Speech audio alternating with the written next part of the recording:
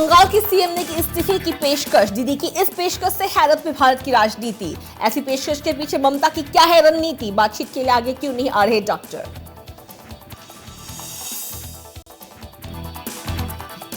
अरविंद केजरीवाल को सशर्त जमानत। सुप्रीम कोर्ट का अहम फैसला। दिल्ली सरकार को बड़ी राहत, पर दफ्तर नहीं जा पाएंगे सीएम।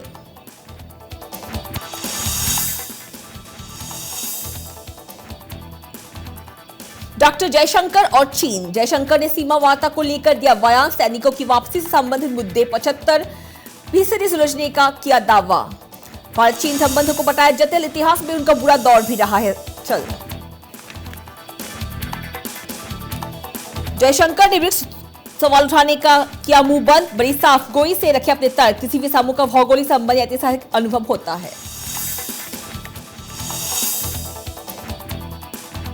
आरबीआई गवर्नर, निम्न और कुछ मध्यम आय वाले देश बहुत कमजोर है। कर्ज का बोझ ईएमआई के लिए स्पिल ओवर जोखिम पैदा करता है। राजकोषीय समुच्चय में सुधार की बहुत कम गुंजाइश। बदल सकती है बंगाल। नमस्कार, मैं नंदिनी आपका स्वागत करती हूं प्रथम खबर आज के समाचार में। आइए बढ़ते खबरों की ओर। पश्चिम बंगाल कोलकाता में डॉक्टरों की हड़ताल ने बंगाल की राजनीति को विचलित कर दिया है। इसी कड़ी में सीएम ममता बनर्जी ने इस्तीफे को पेशकश कर दी। इस इस्तीफे में उन्होंने बताया कि ये पेशकश के पीछे उनकी रणनीति नहीं छुपी। इस पेशकश के पीछे उनकी खुद की राजनीति है। इस पेशकश के पीछे उनकी क्या रणनीति है, उनके सिवाय और कोई नहीं जानता। परंतु उन्होंने एक बार फिर अपनी पेशकश से देश की राजनीति को बहुत कुछ सोचने को मजबूर जरूर कर दिया है। तो आइए इस पूरी घटनाक्रम पर देखते हैं एक विशेष रिपोर्ट।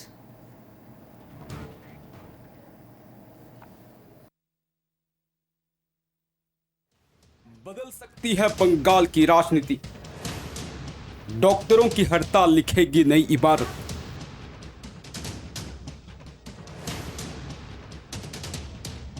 ममता ने की इस्तीफे की पेशकश। पेशकश को लेकर विपक्ष आश्वस्त नहीं। जूनियर डॉक्टरों और बंगाल सरकार के बीच आरजीकर अस्पताल के विरोध को हल करने के लिए प्रस्तावित वार्ता गुरुवार को नहीं हो सकी, क्योंकि राज्य सरकार द्वारा बैठक का सीधा प्रसारण करने की उनकी मांग को अस्वीकार किए जाने के बाद प्रदर्शनकारियों ने बैठक स्थल में प्रवेश करने से इनकार कर दिया। वार्ता के निष्फल होने से निराश मुख्यमंत्री ममता बनर्जी ने कहा कि वह लोगों की खातिर अपनी कुर्सी छोड़ने को तैयार है, लेकिन वह राज्य द्वारा संचालित स्वास्थ्य सेवा क्षेत्र में सामान्य स्थिति की वापसी चाहती है, जो 1 महीने से अधिक समय से जूनियर डॉक्टरों की काम बंद के कारण अपंग बना हुआ है। उन्होंने कहा कि मुझे अपनी कुर्सी की परवाह नहीं है और मैं लोगों की खातिर इस्तीफा देने को तैयार हूं। কিন্তু আশা করি মানুষ বুঝতে পারছেন ওরা বিচার চায় না, ওরা চায় চেয়ার। আমি মানুষের স্বার্থে এমনকি নিজে পদত্যাগ করতেও রাজি আছি। আমার মুখ্যমন্ত্রীর পদ চাই না, কিন্তু আমি চাই মানুষ বিচার পাক, তিলোত্তমা বিচার পাক আর সাধারণ মানুষ চিকিৎসা পাক। আর তা না হলে কিন্তু আপনাদেরও যেমন আন্দোলন আছে, পরিবারগুলো যদি আমাদের কাছে কৈফিয়ত চাই, আমাদেরও তো কৈফিয়ত দিতে হবে। আমরা তার জন্য তৈরি থাকব। उन्होंने प्रदर्शनकारियों को बातचीत की मेज पर लाने में अपनी विफलता पर खेद व्यक्त किया। वार्ता के विफल होने और इसकी जिम्मेदारी राज्य प्रशासन के कंधों पर डालने पर इसी तरह की निराशा व्यक्त करते हुए आंदोलनकारी डॉक्टरों ने कहा कि वे अपना आंदोलन जारी रखेंगे, लेकिन बातचीत को तैयार है। 2 घंटे 10 मिनट तक चिकित्सकों के बैठक में शामिल होने का इंतजार करने वाली ममता बनर्जी ने बाद में संवाददाताओं से कहा कि बैठक का लाइव स्ट्रीम नहीं किया जा सका, जैसा कि मांग की गई थी, क्योंकि यहां मुद्दा सर्वोच्च न्यायालय सहित विभिन्न अदालतों के समक्ष विचाराधीन है। सचिवालय में बैठक स्थल नवान्न सभागार से निकलने के बाद ममता बनर्जी ने कहा कि सर्वोच्च न्यायालय जो कर सकता है हम नहीं कर सकते। न्यायालयों की ओर से विचाराधीन मामलों पर चर्चा को सार्वजनिक करने के खिलाफ ठोस निर्देश है।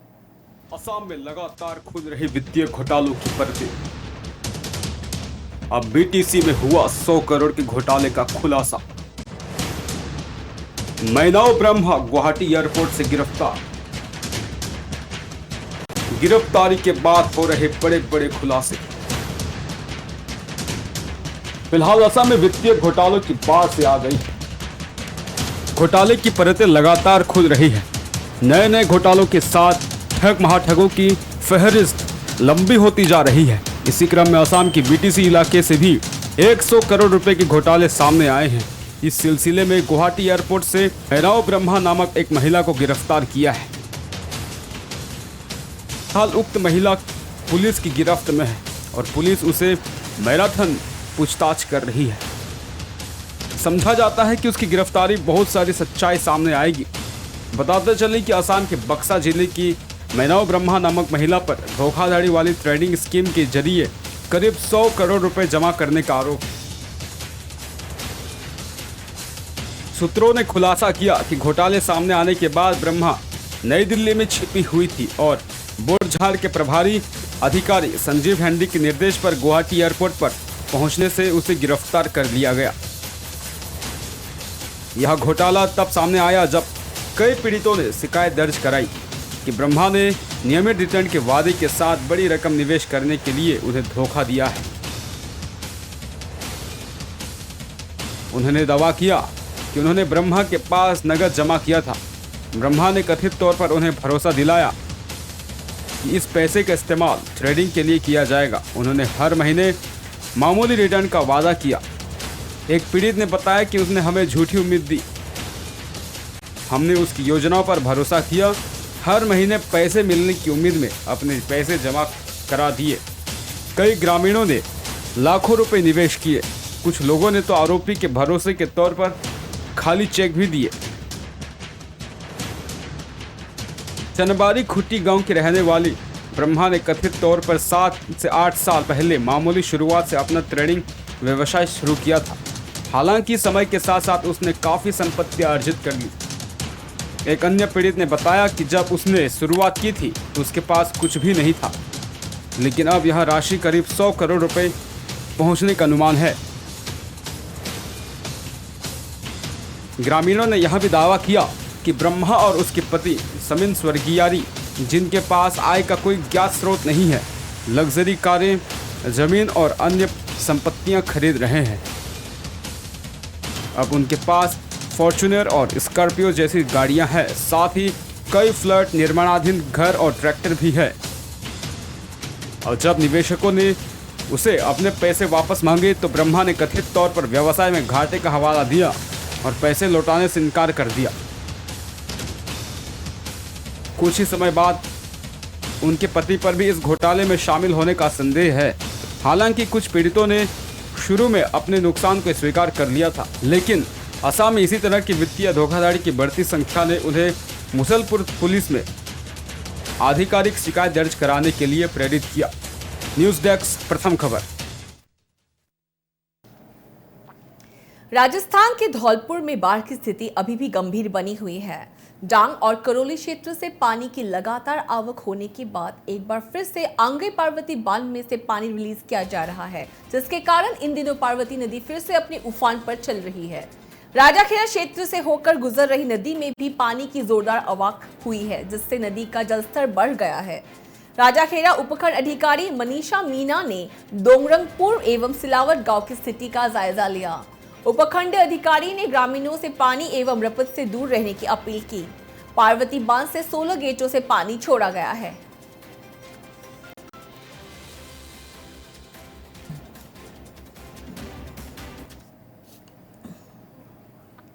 इसी खबर के साथ फिलहाल लेते एक छोटा सा वाणिज्यिक ब्रेक। बने रहिए हमारे साथ, मिलते हैं ब्रेक के बाद। मिलिट्री स्कूल धौलपुर में पढ़ने वाले एक बच्चे के पास में स्थित एक तालाब में डूबकर मौत हो गई, जिसकी सूचना जैसे ही स्कूल प्रशासन को लगी, उनके हाथ पैर फूल गए। उन्होंने बच्चा डूबने की खबर तुरंत जिला प्रशासन को दी, जिस सूचना पर एसडीएम डॉक्टर साधना शर्मा, सदर थाना प्रभारी रामनरेश मीना टीम के साथ पहुंचे। इधर स्कूल बच्चों ने अपने स्तर पर प्राइवेट स्थानीय गोताखोर बुलाकर तालाब में तलाश करते हुए बच्चे के स्ट्रो को बाहर निकलवा लिया। धौलपुर एसडीएम डॉक्टर साधना शर्मा ने बताया कि मिलिट्री स्कूल में पढ़ने वाला 15 वर्षीय करण पुत्र मानवेंद्र सिंह जाटपासी स्थित एक तालाब में डूब गया, जिसकी सूचना स्कूल प्रशासन की ओर से मिली तो मौके पर पहुंचकर स्थितियों का जायजा लिया गया, लेकिन तब तक स्कूल वालों ने स्थानीय गोताखोरों की मदद से बच्चे को बाहर निकलवा लिया था। ये बच्चा 10वीं क्लास में पढ़ता था। इसके बाद उसे तुरंत जिला अस्पताल धौलपुर लाया गया, जहां चिकित्सकों ने उसे मृत घोषित कर दिया। एसडीएम शर्मा ने बताया कि बच्चा करण स्कूल से तालाब तक कैसे पहुंचा, इसकी पूरी जानकारी मिलिट्री स्कूल प्रशासन से ली जा रही है। बाकी बताया जा रहा है कि बच्चा अपने अन्य दोस्तों के साथ नहाने गया हुआ था, जहां यह हादसा घटित हुआ। कुछ भी हो, मिलिट्री स्कूल की लापरवाही तो सामने आ ही रही है, क्योंकि स्कूल से बच्चे बाहर कैसे निकल गए। थाना प्रभारी ने बताया कि फिलहाल बच्चे के शव को जिला अस्पताल की मोर्चरी में रखवा दिया है।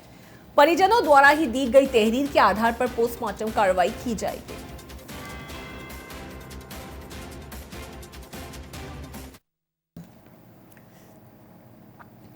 असम के इटाखोला के नथुवर के बालांचलिक कार्यालय के पिछवाड़े स्थित एक तालाब से एक शव बरामद होने से लोगों में सनसनी व्याप्त है। रिपोर्ट के अनुसार स्थानीय लोगों ने सुबह शव को देखा तो पुलिस की सूचना दी। सूचना मिलते ही इटाखोला पुलिस मौके पर उपस्थित हुई। पुलिस मामले की जांच पड़ताल कर रही है। मृतक की पहचान नहीं हो पाई है। अभी तक मृत्यु के कारण का भी पता नहीं चल पाया है।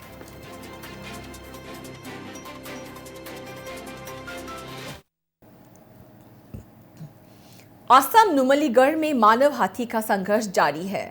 रिपोर्ट के अनुसार राष्ट्रीय राजमार्ग और डेंग्रोंग चाय बागान में एक आतंकमय माहौल अभी व्याप्त है। किसी भी समय भयंकर घटना घटित हो सकती है।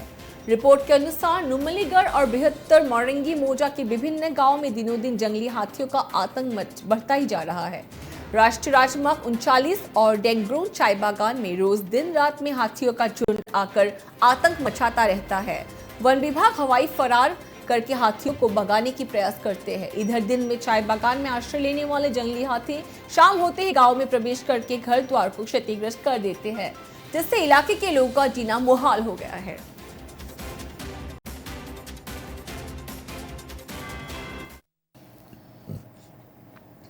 अमेरिकी शॉर्ट सेलर हिंडनबर्ग रिसर्च ने एक बार फिर अदानी ग्रुप पर निशाना साधा है।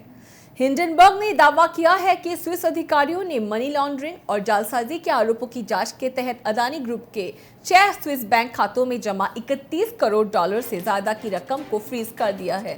ये जांच 2021 से चल रही है।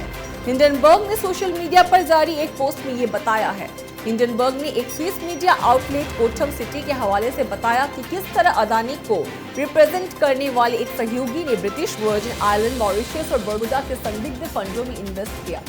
इन फंडों का अधिकतर पैसा अदानी के शेयरों में लगा हुआ था।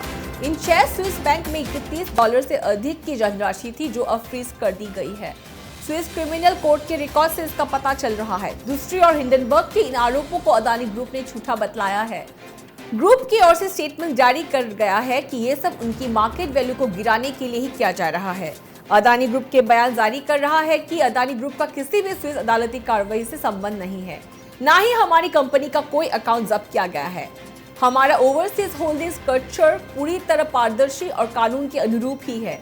अदानी ग्रुप द्वारा जारी स्टेटमेंट में कहा गया है कि हम इन सभी निराधार आरोपों को पूरी तरह से खारिज करते हैं।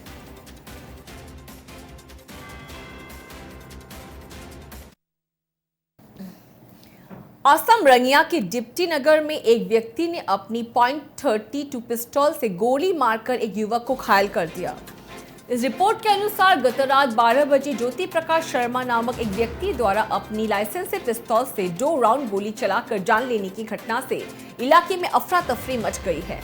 तुरंत मौके पर पुलिस ने उपस्थित होकर पिस्तौल को जब्त कर लिया।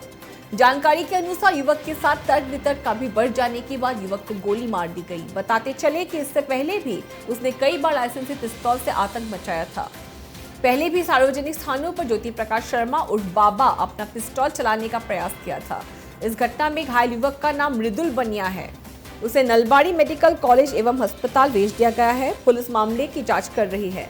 ज्योति प्रकाश शर्मा अपनी सुरक्षा के लिए पिस्तौल लेकर पूरे अंचल में आतंक मचाए हुए हैं।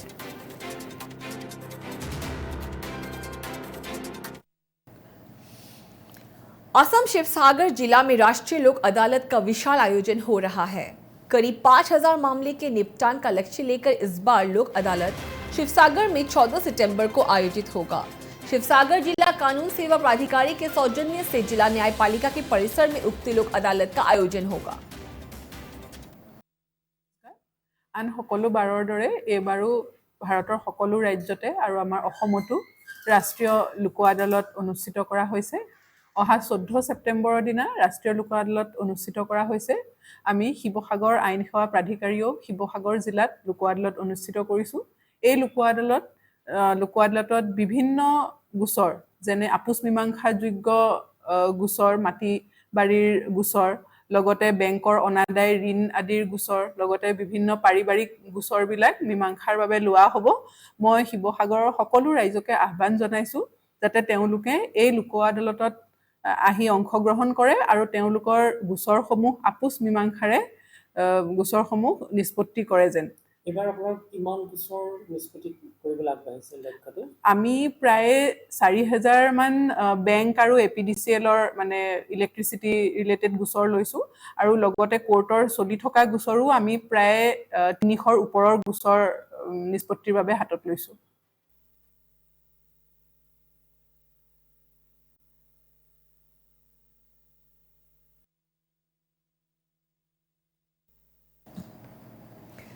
असम के तेजपुर सदर थाना अंतर्गत एक ही अंचल से 3 विवाहिता महिलाओं के लापता होने की घटना को लेकर पूरे इलाके में सनसनी व्याप्त है। इसके साथ ही पीड़ित परिवारों ने पुलिस से संपर्क बनाया है। रिपोर्ट तीनों महिलाएं बच्चों के साथ लापता है। तेजपुर के कालीबड़ इलाके की 3 बहुएं चंदना दास, मुन्मी सैकिया और रूबी दास के एक ही समय में परसों से ही रहस्यजनक रूप से लापता होने से उनके परिजन तथा सगे संबंधी काफी परेशान हैं। कालीबड़ स्थित अपने पति के घर से बच्चे के साथ जाते देख लोगों ने सोचा कि कहीं भी घूमने जा रही है, लेकिन शाम तक घर वापस नहीं आने पर जब खोजबीन शुरू हुई तो पता चला कि उक्त इलाके की 3 बहुएं लापता है। रात में सभी परिजनों ने काफी खोजबीन की, लेकिन उक्त महिलाओं का कोई सुराग नहीं मिला।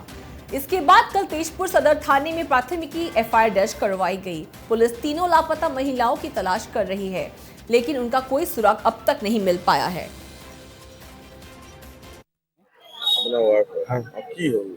কি হ'ল মানে এটাৰ লগৰ 3জনী মিলি এটি আগৰ পৰাই কিবা ষড়যন্ত্ৰ কৰি আছিল কিজনী সন্দেহটো।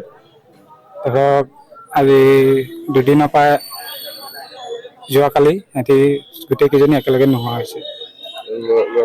ল'ৰা ছোৱালী চব লৈ গৈছে। মোৰ এটা ছোৱালী আছে 7 বছৰীয়া আৰু মুন্মি শইকীয়াৰ 4 বছৰীয়া ল'ৰা এটা আছে আৰু ৰুবি দাসৰ 9 বছৰ মানৰ এজনী ছোৱালী আছে। তিনজনী পলাইছে। তাৰে এজনী আপোনাৰ মোৰ ৱাইফ হয়।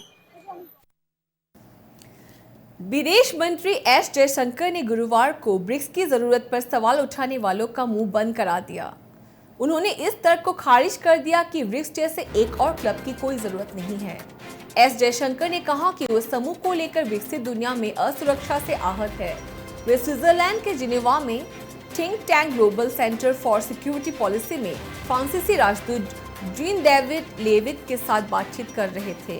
उन्होंने कहा कि क्लब क्यों, क्योंकि एक और क्लब था, इसे G7 कहा जाता था और आप किसी और को उस क्लब में नहीं जाने देंगे, इसीलिए हमने अपना खुद का क्लब बना लिया। उन्होंने कहा कि मैं अब भी इस बात से हैरान हूं कि जब आप ब्रिक्स के बारे में बात करते हैं तो उत्तर कितना असुरक्षित हो जाता है, किसी तरह लोगों के दिलों में कुछ खटकता है। उन्होंने कहा कि यहाँ एक विचार है, G20 है, क्या G7 भंग हो गया है, क्या इसकी बैठकें बंद हो गई हैं? नहीं, ये सब अब भी जारी है। तो G20 तो है तथा G7 भी मौजूद है, फिर भी G20 क्यों नहीं हो सकता और ब्रिक्स भी क्यों नहीं हो सकता। उन्होंने बताया कि ब्रिक्स की शुरुआत कैसे हुई और कैसे इतने समय के साथ अपना महत्व प्राप्त किया, क्योंकि अन्य लोगों ने भी इसमें महत्व देखा। उन्होंने कहा कि वास्तव में एक बहुत ही दिलचस्प समूह है, क्योंकि यदि आप इसे देखें तो आमतौर पर किसी भी क्लब या किसी भी समूह का ये तो भौगोलिक निकटता या कुछ सामान्य ऐतिहासिक अनुभव होता ही है, इसका बहुत मजबूत आर्थिक संबंध होता है।